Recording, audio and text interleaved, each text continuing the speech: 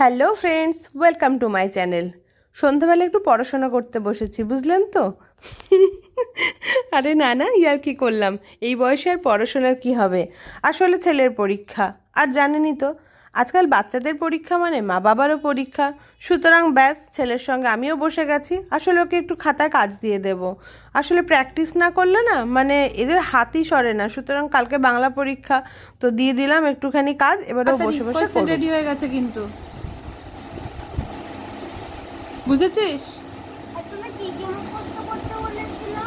সব স্পেলিং গুলো করো, সুভাষচন্দ্র, রবীন্দ্রনাথ ঠাকুর যা আছে সবগুলো করো।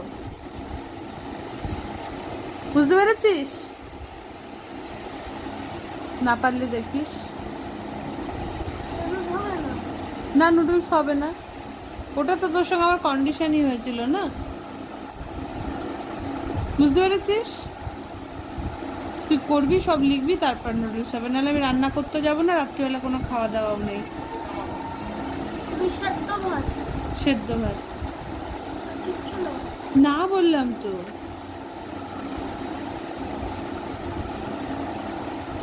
দেখলেন, একে তো পড়াশোনা করব তার জন্য কত দাবি দাওয়া রাখে। বলছে আজকে সন্ধ্যাবেলা নুডলস করে দেবা, সেই সকাল থেকে শুরু করেছে, মা প্লিজ একটু হেলদি ওয়েতে নুডলস করে দিও না। মা নুডলস করবে, আর এদিকে ঘর দোরের অবস্থা দেখুন। মানে কোন দিকে যাই, সত্যি কথা বলতে কি দিশে বিশে পাই না। একে তো বাইরের কাজ করো, মানে স্কুল করো, তারপরে বাড়ি এসে ছেলেকে পড়াশোনা করাও, ওর বাবা বাড়ি নেই, বাজার ঘাট করো। আসলে না, সত্যি মেয়েরা না দশভুজাই। আর দশভুজা হোক না হোক, সমাজ না মেয়েদেরকে দশভুজা ভেবেই পরিকল্পনা করে। মানে চাকরি করলে বলবে কি, এ বাবা চাকরি করে আর ঘরের কাজ কিছু করে না। ঘরের কাজ যারা করে তাদেরকে বলবে শুধু ঘরের কাজটুকুই পারে, চাকরি বাকরি তো কিছু করে না, কি বুঝবে। যদি দুটোই করে তাহলে বোধহয় ভালো হয়। একটু বেশ বাইরে গিয়ে পরিশ্রমও করবে, উপার্জনও করবে, আবার ঘরের কাজও করবে। তো সত্যি কথা বলতে কি, এই নিয়ে মানে যাদেরকে ঘর আর বার দুটোকেই একসঙ্গে সামলাতে হয়, তাদের জীবন ভীষণ কষ্টের। আমি তো বলবো, বাড়িতে এসে একটু রেস্ট করার সময় থাকে না। বাচ্চা যে সারাদিন মাকে পায় না, সে চাইবে যে একটুখানি মা তাকে সময় দিক। পরিবার চাইবে একটু পরিবারকে সময় দিক। এই করতে করতে সবাই ডিমান্ড মেটাতে মেটাতে না, চাকরি করা আর সংসার একসঙ্গে সামলানো ভীষণ মুশকিল। তারপরে এসে দেখুন, নিজের ঘরটাও আপনার কাছে ডিমান্ড করবে, আসুন আমাকে একটু গুছিয়ে দিন, একটু আমাকে পরিষ্কার পরিচ্ছন্ন রাখুন। তো দিনের বেলা সময় হয় না, সকালবেলা তো নাই, তখন একেবারে দম ফেলার সময় থাকে না। সময় হলোই সন্ধ্যার পরে, মানে এসে একটু বসে জল ঠল খেয়ে রেস্ট নিয়ে ফ্রেশ হয়ে কাজ শুরু করি। তো কাজ শুরু করেছি, দেখতেই পাচ্ছিলেন ঘর কীরকম মেসি হয়ে রয়েছিল, জামা কাপড়ে এলোমেলো ছিল।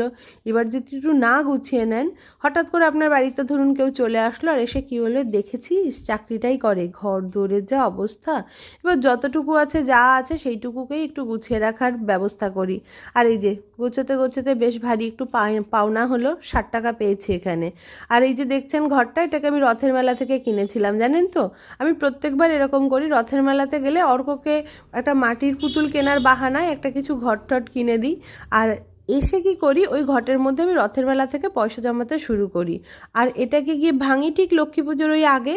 কি হয় বলুন তো, দুর্গাপুজোর একটা বিশাল খরচ হয়, জামা কাপড় কেনা, খাওয়া দাওয়া, ঘোরাফেরা। আর পকেটের অবস্থা তো লক্ষ্মী পুজো আস্তে আস্তে গড়ের মাঠ হয়ে যায়। এবার বলুন, যে দেবীর কৃপায় আপনার উপার্জন হচ্ছে, অর্থ সম্পদ হচ্ছে, ঐশ্বর্য হচ্ছে, তার পুজোর সময় যদি টানাটানি লাগে, কীরকম লাগে।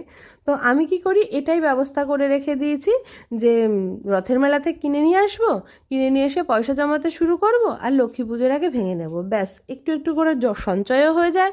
আর লক্ষ্মী পুজোর সময় আপনার মনেও হবে না যে আপনার হাতে টাকা নেই, এবার কী করি কী করি। যাই হোক, এরম টিক্স কিন্তু আপনারাও করতে পারেন, শুধু লক্ষ্মী পুজোর জন্য নয়, যে কোনো অকেশনের জন্য আগে থেকেই প্ল্যানিং করবেন। যেমন আপনার বাচ্চা কাচ্চার জন্মদিন, বা আপনাদের অ্যানিভার্সারি, বা কোনো কিছুর জন্যই।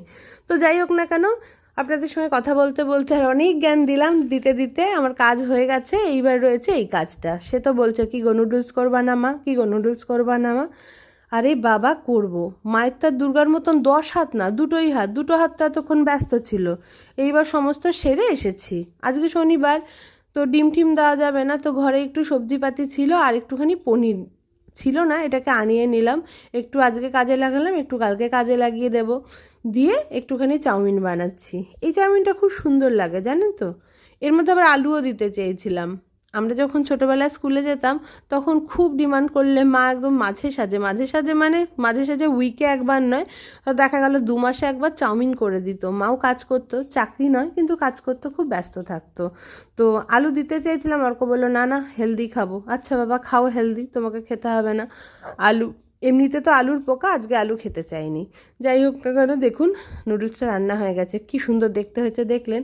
তাড়াহুড়োর রান্না, একটু কদর কম দেওয়া, কিন্তু কিন্তু খেতে ভালো হয়। আসলে যত্ন কম পেলেও অনেক সময় ভালো হয়ে যায়। আর গাজরগুলো দেখেছেন একেবারে তাকিয়ে রয়েছে, মনে হচ্ছে আমায় খাও এক্ষুনি বলছে। তো যাই হোক না কেন নুডলস রেডি হয়ে গেছে, দেখতেও তো খুব সুন্দর লাগছে। তো গিয়ে দিয়ে দিই।